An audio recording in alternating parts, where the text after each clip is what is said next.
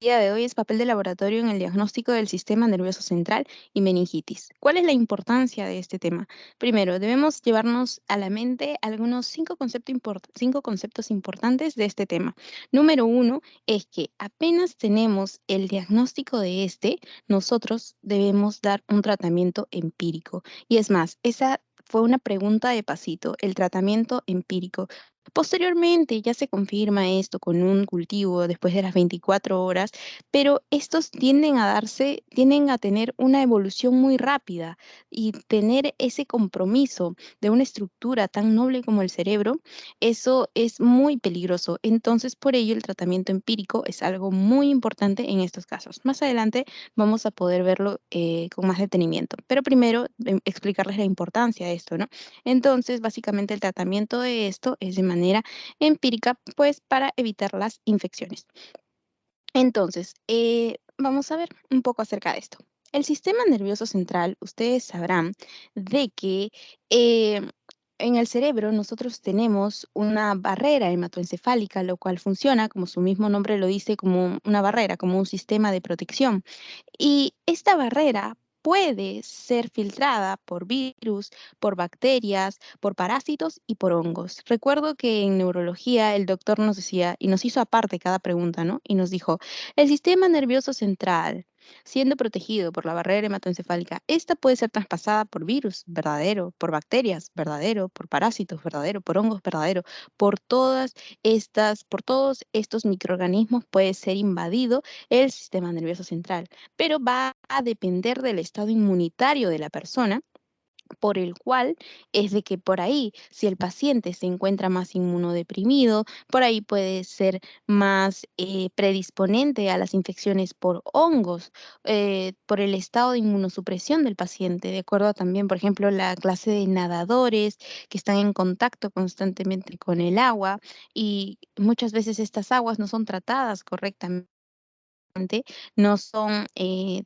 por ejemplo, no tienen las medidas de protección necesaria por las entidades del Estado, por ejemplo, poniendo ahí piscina segura o esa clase de cosas. Muchas veces pueden entrar parásitos de vida libre, el cual tienen acceso por vía de la piel, por vía de los ojos, por vía de las cavidades, por la cavidad oral, por ejemplo, los orificios nasales, muchas veces las amebas de vida libre, ¿no? Como la cantamoeba, por ejemplo u otra clase de parásitos. Por ahí también las bacterias y los virus que son los más frecuentes. Los virus son los más frecuentes también y por ahí también vamos a ver a la prevalencia de las bacterias, pero lo vamos a ver más adelante, solamente para explicarles brevemente algunas características de estos. Ok, entonces, ¿qué es la meningitis? Porque estamos viendo el tema en sí, ¿no? Diagnóstico central, perdón, diagnóstico del sistema nervioso central, meningitis, ya.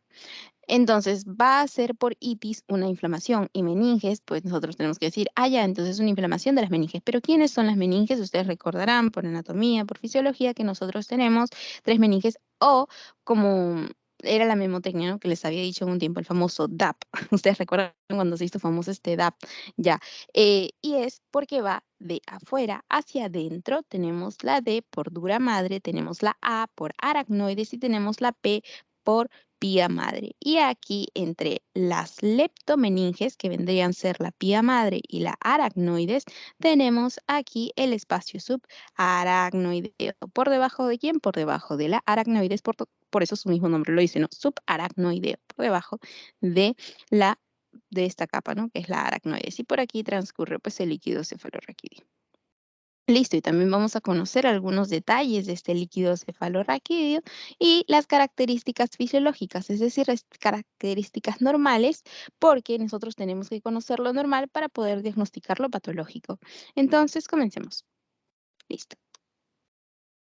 Ok, entonces, usualmente en los casos clínicos ustedes van a tener que reconocer algunos signos y síntomas pues clásicos en estas clases de afectaciones, ¿no? Dentro de los cuales muy frecuentemente y los más predominantes de acuerdo a los estudios pues son la cefalea, la fiebre intensa, la hipertensión endocraniana, la cual va a ir acompañada de la caída del sensorio, pero estos van a darse en la evolución en la historia clínica pues en las encefalitis van a arrancar con esto, con esta caída del sensorio, con esta hipertensión endocraniana, van a ser los que arrancan, o sea, los primeros en salir en la evolución, en más que todo en los casos de encefalitis. Y por eso también se hace diagnóstico diferencial con las meningitis, ¿no? Por eso se tienen que diferenciar tanto. Mientras que en las meningitis va a haber algo más característico, dentro de los cuales tenemos a los signos de Brudzinski y al signo de Kernik. Y estos de los cuales les recomiendo leer un poco acerca de estos, los cuales son muy característicos por irritación de las meninges, y tenemos aquí los dos signos que se pueden ubicar en la clínica y también lo van a poder leer en sus casos clínicos. Tenemos el signo de Kernik, que es el signo de la rodilla, y el signo de Brudzinski, que es este de aquí por hiperextensión de la cabeza, ¿no? Como lo pueden ver, están llevándolo hacia la parte del pecho, ¿no? Están flexionándola. Pero ¿cómo le recordamos, Katy, ya que muchas veces se confunden estos dos signos, que son los signos meningios? Pueden recordarlo porque por ahí, si les gusta el inglés, deben recordar que rodilla en inglés es knee, que empieza con K, que es K-N-E-E. Entonces, Kernik, ¿no? Kernik, que es el de la rodilla, y Brudzinski, que es el de la cabeza, con B. La otra es la V, ¿no? La que se conoce como la B chica, pero cabeza va con B, pues, ¿no? Entonces, Brudzinski. Listo. Y esto pues lo que genera, lo que va a, más que todo, al haber este movimiento de hiperextensión, que es lo que ocurre, es que va a simplemente empeorar este cuadro de la irritación meningia, ¿no? Y es que lo va a convertir en un signo positivo. Listo. Ok, entonces, como les decía, el sistema nervioso central, la barrera hematoencefálica, ya estamos ubicados en el tema, ya. Entonces, la barrera hematoencefálica, que es el sistema protector del sistema nervioso central, esta barrera de protección puede ser invadida tanto por virus, por bacterias, por parásitos y por hongos. Es algo que ustedes deben tener siempre en mente. ¿Por qué? ¿Por qué debo recordar a todos estos agentes? ¿Por qué debo recordar a todos estos malditos? ¿Por qué? Porque en mi diagnóstico diferencial, de acuerdo a mis hallazgos que yo vea en mi hojita, en el resultado del laboratorio, es que yo voy a poder decir, hey, entonces esta meningitis pudo haber sido producida por un agente viral, por un agente bacteriano o por ejemplo, muy característico, ¿no? Por la glucosa, podemos orientarnos glucosa menos de 40, podemos ubicarnos en una tuberculosis, por ejemplo. Es decir, que fue causado por Mycobacterium tuberculosis. Y eso también lo van a escuchar muy frecuente por sus doctores de seminario. Después, si vemos bacterias, también va a haber consumo de glucosa. Y después van a poder ver de acuerdo a la celularidad, si es de acuerdo a la alza de polimorfonucleares o si de acuerdo a la alza de monomorfonucleares, nosotros vamos a poder decir, esto es de etiología viral, esto es de etiología bacteriana. De acuerdo a esa clase de características que nosotros veamos, en nuestros resultados de laboratorio que nosotros obtengamos por la punción lumbar, es que nosotros vamos a poder realizar un buen diagnóstico diferencial y vamos a poder llegar a la etiología, ¿no? Qué bonito. Entonces, las más frecuentes, que es pregunta de pasito, es que las virales, las meningitis virales son las más frecuentes. También vamos a conocer a los agentes etiológicos causantes de estas meningitis virales. Después, los cuadros más graves los van a producir las bacterias, pudiendo conllevar, ¿por qué la gravedad? Pues porque pueden conllevar a abscesos. Los parásitos, que si bien es cierto, son más raros, pero como ya les había comentado, va a depender también del entorno, de ciertas características del paciente, ¿no? Si estos son pacientes nadadores, o usualmente están en contacto con estas aguas que no son bien tratadas o que no cumplen con las medidas de seguridad, como para que puedan ser visitadas por personas, por ejemplo, o que no han sido visitadas por las municipalidades para tener el correcto control, pueden existir amebas de vida libre, ¿no? Como vendría a ser la cantamoeba, entre otros. Y tenemos a los hongos, ¿no? Principalmente infecciones de tipo micótica en pacientes inmunodeprimidos, ¿no? Son un poco cobardones los hongos porque se van a atacar ahí a aquellos que sus defensas están a la baja. Y tenemos principalmente al Cryptococcus, el virus de inmunodeficiencia humana. Entonces, como ya les había comentado, también otra parte importante del diagnóstico diferencial, muy aparte de si esta meningitis es viral, es bacteriana, es por parásitos, es por hongos, va a hacer que nosotros también digamos, esto es una meningitis o es más bien una encefalitis, ¿no? Porque obviamente si hablamos de meningitis, pues vamos a estar hablando de la afectación de las meninges, como su mismo nombre lo dice, pero en este caso del encéfalo. Y como ya les había comentado, la clínica va a ser también importante. ¿Por qué? Porque en las meningitis, pues la evolución o la historia, dentro de lo primero vamos a tener la cefalea, la fiebre intensa, posteriormente va a haber una caída del sensorio, puede puede acompañarse esta caída del sensorio, ¿no? Por la hipertensión endocraniana, pero en las encefalitis esto va a ser lo más predominante. La hipertensión endocraniana que rápidamente va a conllevar a una caída del sensorio. Esto va a ser más rápido en las encefalitis. Y bueno, y como cuando hablamos de la meningitis, pues tenemos a los característicos signos meningios, signo de Kernicki, signo de Brudzinski. Listo. Entonces, habías comentado, Katy, voy a ver si todo bien por acá. Listo. Habías comentado, Katy, de que teníamos nosotros que realizar nuestro diagnóstico diferencial, si este era viral, si este era bacteriano, si era por hongos, por parásitos, pero por la extracción de un líquido. Ah, ya.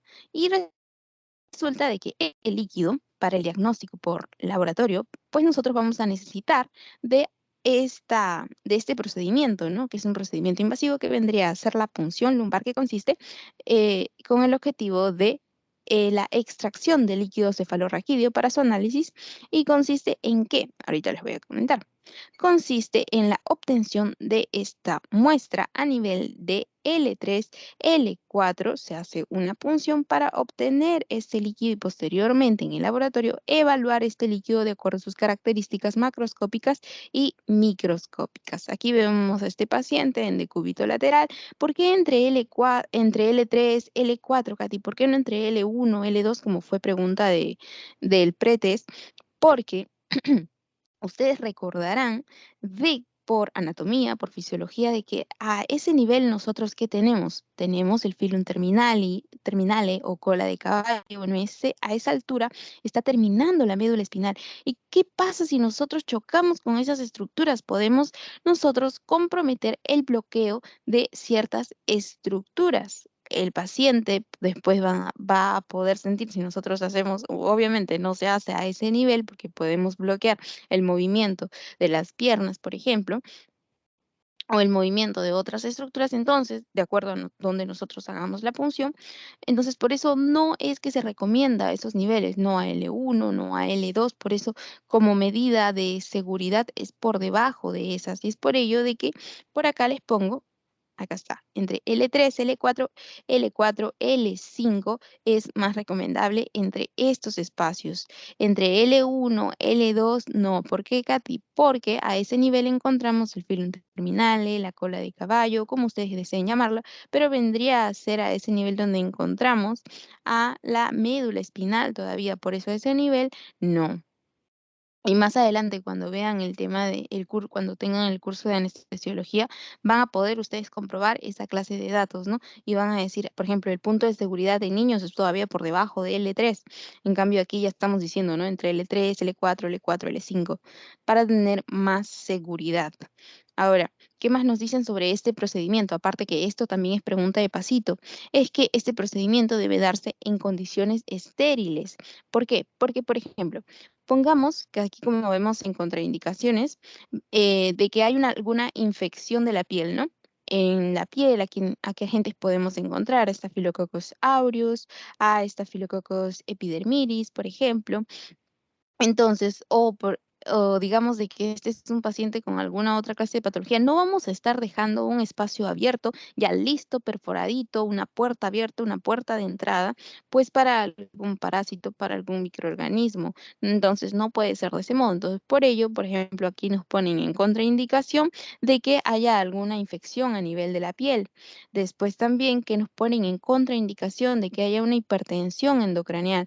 Porque si ya de por sí hay una gran resistencia, apenas tú pinchas esta clase de espacios, como lo van a ver en anestesiología también, que se hacen las pruebas de la resistencia, donde hay tanta fuerza de que cuando tú introduces la aguja, la presión del líquido cefalorraquídeo es tanta que el émbolo se retrocede, ¿no? Como que lo empuja. Entonces, por ello hay una gran presión en estos, ¿no? ¿Y por qué esta gran presión? Porque en estos casos de meningitis, como ya habíamos dicho, hay hipertensión, bueno, cursa con hipertensión endocraniana. Entonces van a ver más adelante la presión normal también de este líquido cefalorraquídeo, como ahorita se los voy a mostrar. Entonces, para seguir hablando de este procedimiento per se, bueno, esto ya les comenté, para seguir hablando de este procedimiento, pues aquí vemos a un paciente en decúbito lateral y aquí vemos a un paciente que se encuentra sentado. En anestesiología también nos dijeron que el paciente puede encontrarse sentado, pero aquí para la comodidad del paciente es el paciente en decúbito lateral, ¿no? Porque ya el paciente sentado es más cómodo pues para quien está obteniendo la muestra, pero mejor en decúbito lateral es la posición para el paciente. Listo, va a depender también de la experticia de la persona que está tomando la muestra. Después, ¿qué más? El procedimiento en condiciones de esterilidad, eso también lo hemos mencionado, y también este es un procedimiento que nos va a dar información tanto diagnóstica como terapéutica, porque recordemos que meningitis que ha sido, pues en este caso, sospechada, de acuerdo a la clínica del paciente, ¿no? Signos de Kernicks, signos de Brunski's, ustedes dicen, les trae a la cabeza y dicen, ah, no, estos son signos de irritación meningia, y ustedes estarían dando un tratamiento empírico, es de acción rápida. Listo. Ahora, otra contraindicación de la que también ya hemos, bueno, aún no hemos hablado, las alteraciones graves de la coagulación y el déficit neurológico focal, que también se encuentran dentro de las contraindicaciones para este procedimiento. Listo. Entonces vamos a ir conociendo algunas características de este líquido.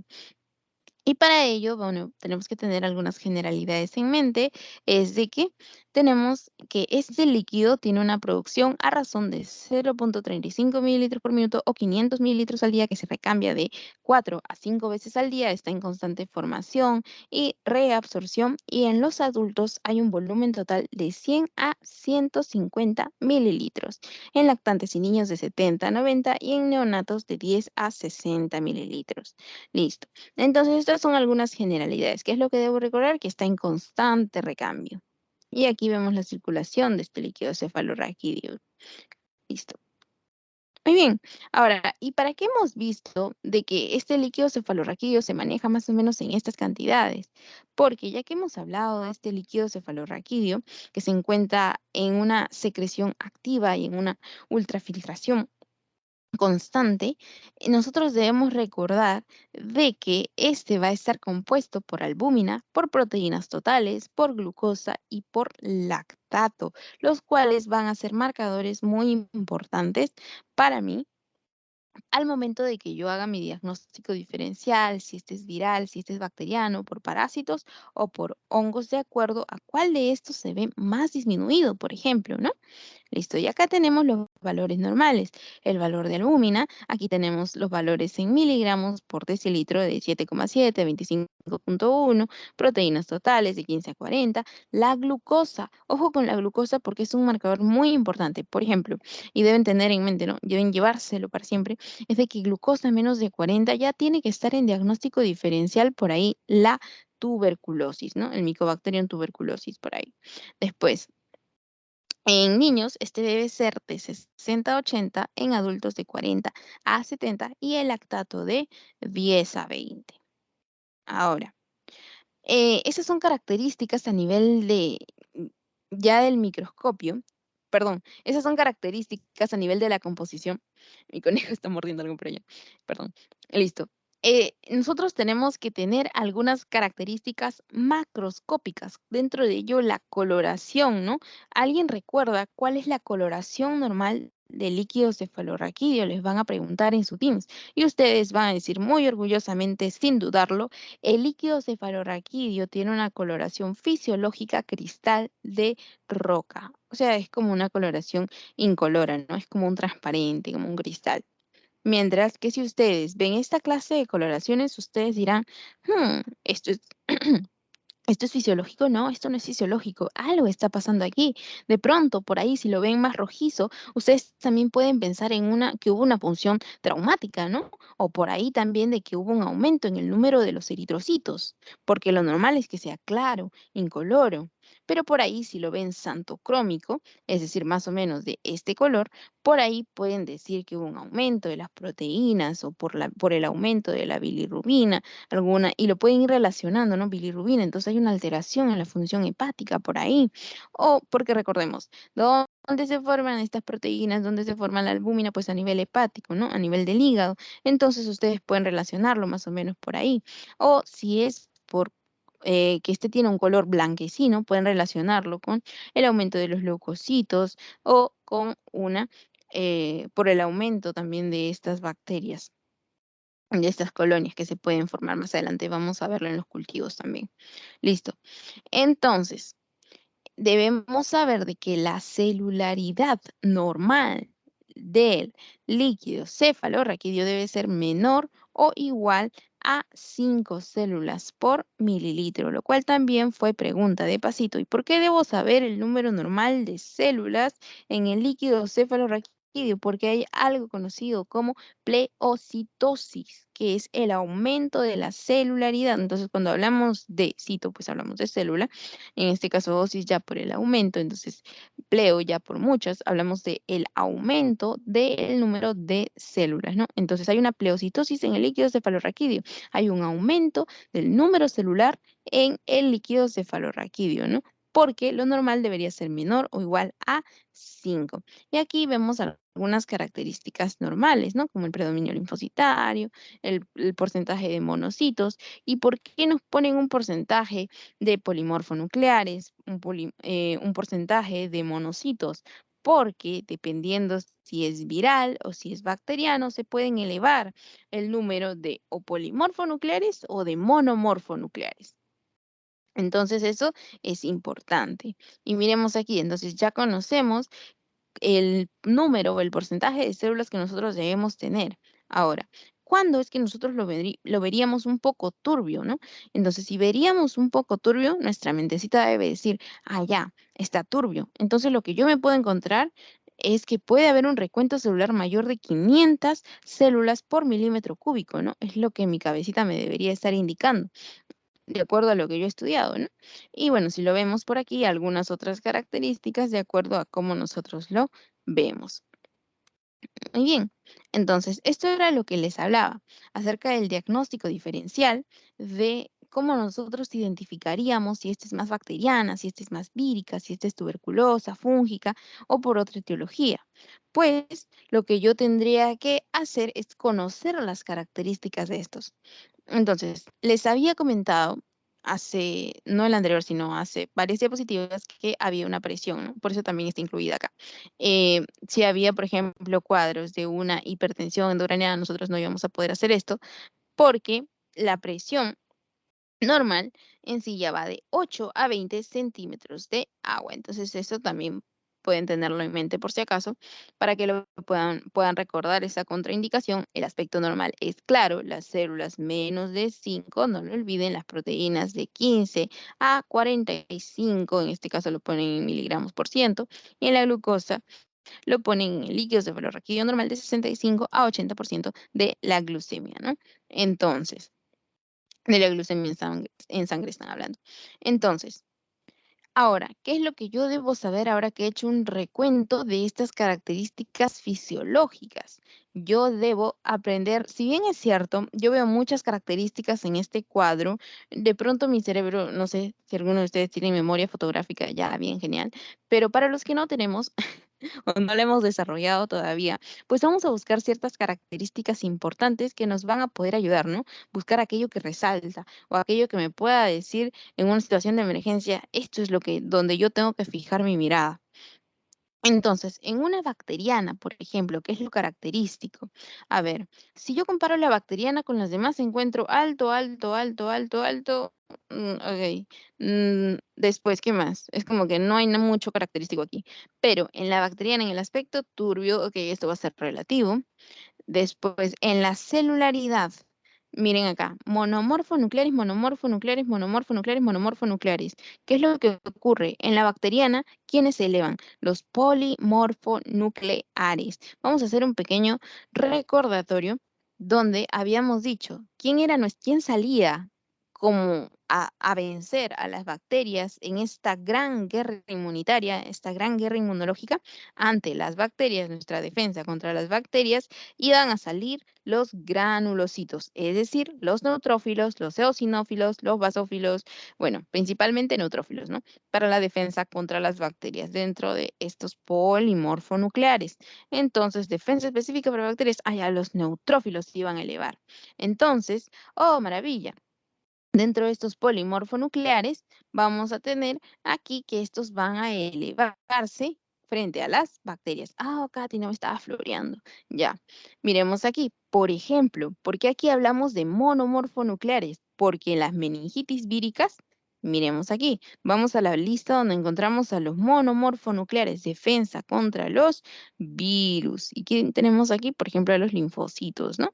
Entonces, vamos a ver de que aquí el predominio en las bacterianas es por polimorfonucleares. Entonces, Katy, por eso era importante que me digas el porcentaje normal de polimorfonucleares y de monocitos, es decir, de monomorfonucleares. Sí. Entonces, bacteriana, ya vemos elevación de polimorfonucleares. Y miremos aquí, en las bacterianas, hace mucho tiempo yo les había dicho de que en las bacterianas, ustedes imagínense que como son bacterias, piensen de que éstas necesitan comer, ¿no? Es como que un virus de su computadora no necesitaría comer, no necesitaría nutrirse, pero una bacteria sí necesitaría comer y nutrirse. Pero un virus, no, ¿no? Para que lo recuerden en ese sentido. Entonces, si una bacteria, si tendrían ustedes por ahí un gusanito, no sé cómo, bueno, yo sé que un gusano es un parásito, ya, pero entonces ustedes dirían, ah, le tengo que dar su hojita para que coma, así, pero un virus, no, pues no. Entonces, para que recuerden eso, ¿para qué nos lo comentas, Katy? Porque miremos la glucosa. Aquí, la glucosa en esto se encuentra muy baja. La glucosa va a haber un gran consumo de glucosa. Entonces, como que estarían creciendo o estarían manteniéndose a costa de este consumo de glucosa. Entonces, en la bacteriana vamos a encontrarlo muy bajo. Obviamente, este es el estudio del líquido cefalorraquídeo, por si no lo dije al comienzo. Listo. Entonces, en la vírica, por otro lado, ¿qué vamos a ver? Que esta se va a encontrar normal. Normal. Entonces, ya tenemos como que ya tenemos en la mente cómo haríamos estas principales, este principal diagnóstico diferencial. En la bacteriana, pues la glucosa se va a encontrar muy disminuida. Y si esta se encuentra por debajo de 40, yo estaría, hasta podría pensar en una de causa tuberculosa. Después tenemos la vírica, ¿no? En la vírica, esta glucosa no se va a ver afectada y aquí vamos a ver de que ya no hablamos de polimorfonucleares, sino más bien de monomorfonucleares. Muy bien, listo. Entonces, ¿qué otra característica debemos ver aquí? Bueno, esas son las principales, ¿no? Y por acá también nos ponen otro diagnóstico diferencial que no lo habíamos visto en las anteriores, pero también podría estar una meningitis carcinomatosa, ¿no? Pero bueno, eso ya es otro tema. Y dado que hablamos de células tumorales, pues eso también va a consumo de expensas de la glucosa. Listo. Entonces, no olvidemos eso. Ahora, ¿para qué es que hemos mencionado la celularidad? Bueno, hemos mencionado la celularidad porque miremos aquí, pleocitos, es decir, un aumento del número celular por el aumento de los neutrófilos y nos ponen aquí, en el caso, por ejemplo, de meningitis bacteriana, porque ¿dónde encontramos estos neutrófilos? En el grupo de los polimorfonucleares. Y por aquí, pleocitosis por linfocitos, las de origen viral, porque habíamos encontrado estas en el grupo de los monomorfonucleares. Muy bien. Listo, después, y nos ponen aquí otros ejemplos, ¿no? Y pleocitosis por eosinófilos también, en el caso de algunas infecciones parasitarias, ¿no? Ustedes conocen todo eso de la IgE, entre otros. Bueno, son diagnósticos diferenciales o casos donde puede haber un aumento de esta celularidad. Listo, que son los más importantes. Ahora, ustedes, si entendieron esta tablita y esas características principales en estas, ustedes pues han podido resumir estas cuatro a cinco láminas que les muestran en sus slides los doctores. ¿Por qué? Porque si bien es cierto, vemos tantas características y a veces ni siquiera queremos armar nuestro cuadrito de resumen porque decimos, ay, podría aprenderme todo esto. Es mucha información. Y sí, la información es bastante. Y no es como que no tenemos esta memoria fotográfica como para poder recordar todo, pero sí podemos relacionarlo. Si tenemos esta capacidad de relacionarlo, pues vamos a poder recordarlo, ¿no? Entonces, estas son las características que aquí también que hemos visto también en la tablita anterior. Entonces, muy bien, miremos aquí en la bacteriana puede estar hasta por debajo de 40 la glucosa, ¿no? Y también nos dan rangos de referencia. Muy bien. Ahora, entonces, todas estas características van a ser muy importantes. Ya hemos hablado acerca de la turbidez, ya hemos hablado acerca de, también puede haber un aumento de los leucocitos. Sí, también lo comentamos, ¿no? Donde podemos verla de un color medio más blanco. El líquido cefalorraquídeo también lo habíamos comentado, esto también. Y aquí, allá. Este tema es cortito en realidad. Y ¿qué era lo importante? Porque al comienzo de la sesión, para lo que estuvieron, los que estuvieron desde los primeros minutos, les había comentado de que cuál era la importancia de este tema. La importancia de este tema es que este tiene tratamiento empírico. Es muy importante que esta clase de meningitis, pues sea, no esta clase, o sea, en sí, el producto o el objetivo de llevar la sesión de meningitis es que ustedes recuerden que este tiene manejo empírico. Y para ello también va a ser importante de quién estén sospechando ustedes, ¿no? Usualmente los tratamientos empíricos deben abarcar tanto a gram positivos como a gram negativos y usualmente a bacterias gram positivas y bacterias gram negativas. Y ustedes, pues, bueno, ya a este punto de la carrera ya saben de que estos fármacos que abarcan ambos, pues tenemos a la ceftriaxona, ¿no? Uno de los más recomendados que van a abarcar tanto bacterias gram positivas y gram negativas, que usualmente tiende a ser el foco de los tratamientos empíricos. Pero, ¿cómo se realiza, cuál es el gol estándar para una meningitis, para la identificación del germen productor de la meningitis, ¿no? Para el agente, pues tenemos aquí el cultivo de las 24 horas, gol estándar, cultivo de las 24 horas. Ahora, ustedes imagínense este paciente con cefalea, con fiebre intensa, con fiebre intensa, con hipertensión endocraniana, con caída del sensorio, con el signo de Kernik y Brudzinski, entonces, imagínense de que esté todavía ustedes, sí, le vamos a hacer un cultivito, ceñito, su hijito, su hijita, o a su familiar, y en 24 horas. En 24 horas el paciente estará o no estará. Entonces, por ello el tratamiento empírico. Entonces, el cultivo de 24 horas, si bien es cierto, es el gol estándar, pero que dice acá, para la identificación del germen, para que posteriormente este tratamiento empírico ya pues pueda ser más exacto, ¿no? Para que, porque acá mismo lo dice, este es un tratamiento profiláctico, ¿no? Porque va a abarcar tanto gran positivos como gran negativos, ¿no? Entonces, por aquí, de acuerdo a qué clase de paciente nos estemos nosotros proyectando, recuerdo que lo de la ceftriaxona había sido una pregunta de pasito, lo del cultivo de las 24 horas también había sido una pregunta de pasito, el de manejo empírico también fue pregunta de pasito, por si acaso lo digo. Y de acuerdo al tratamiento empírico, entonces, por ejemplo, vamos a ver las posibles causas etiológicas. En las posibles causas etiológicas yo tengo que pensar, este es un paciente chiquito, es un paciente en rango escolar, es un adulto mayor, es un niño, es un joven, es un adulto, para que yo, y en la exposición de este medio, ¿no? Para que yo pueda orientar un tratamiento empírico correcto, ¿no? Tenemos entonces el Streptococcus pneumoniae, perdón, tenemos el neumococo, que es el Neisseria meningitidis, que es el meningococo meningitidis, perdón. Tenemos aquí el Streptococcus pneumoniae o neumococo, tenemos la Listeria monocytogenes y tenemos a Haemophilus influenzae. Perdón por ese lapso. Entonces, para qué se los he mencionado? ¿Qué es lo que yo debo recordar? Tengo que recordar, ¿dónde ubico estos? ¿En mis gran positivos o en mis gran negativos? ¿Mi tratamiento qué va a abarcar? ¿Va a abarcar más gran positivos o va a abarcar más gran negativos? Y es más que todo así como funciona esta clase de tratamientos, ¿no? Acá tenemos para el neumococo, Streptococcus pneumoniae, tenemos a la vancomicina más la ceftriaxona que lo ponen acá, ¿no? Porque debo recordar en mi tabla, en mi grupo de ¿este es un gran positivo o un gran negativo? No, este se encontraba en el grupo de los gran positivos. Entonces mi tratamiento ya voy a orientarlo más con vancomicina. Pero como es un tratamiento empírico, pues también le voy a dar ceftriaxona para que coja gran negativos también, no solamente gran positivos. Después también tenemos al meningococo. Pero este de aquí, ¿dónde lo voy a encontrar? Ah, ya, este de aquí lo voy a encontrar. Ya, y para los que no recuerdan, por aquí les he puesto una tablita a modo de resumen. Por aquí les hablaba del estreptococo, por aquí les estamos hablando de Neisseria meningitidis.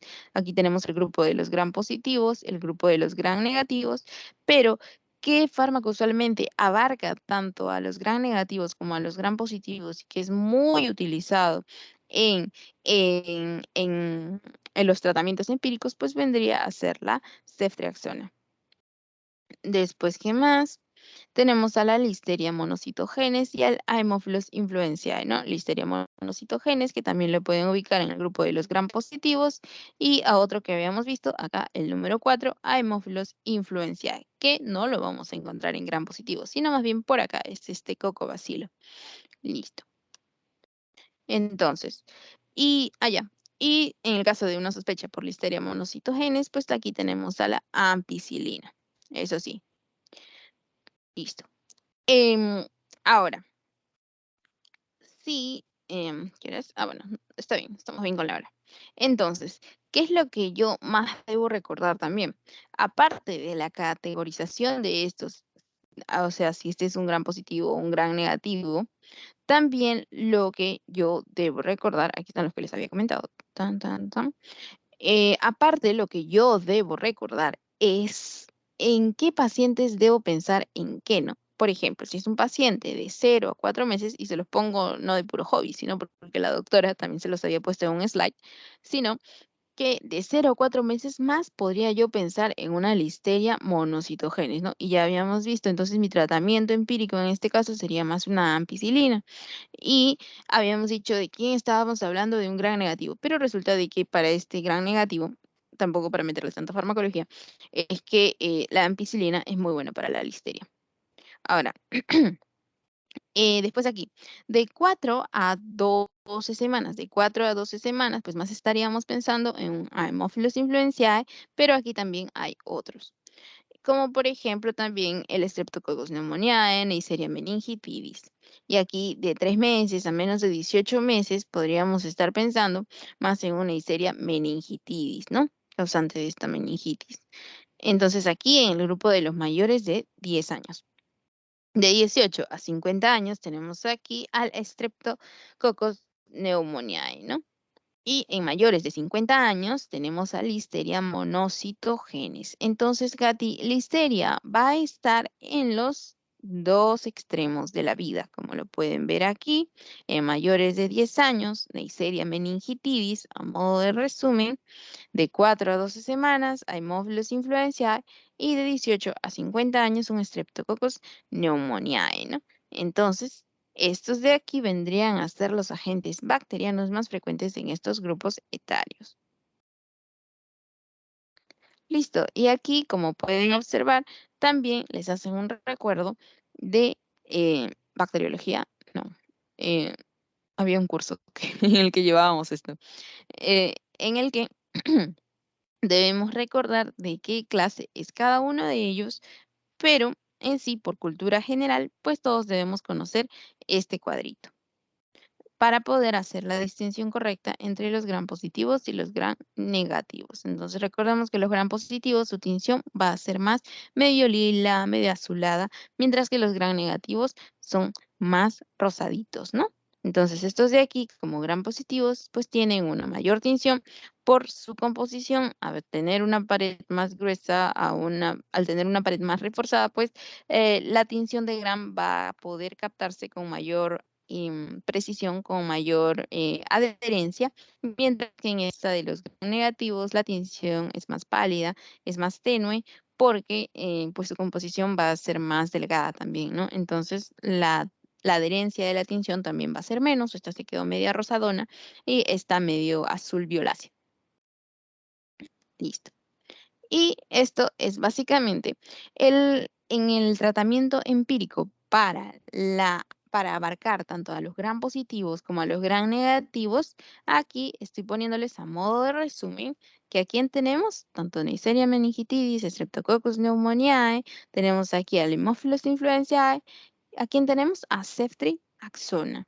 Entonces, ceftriaxona es básicamente el resumen del tratamiento empírico.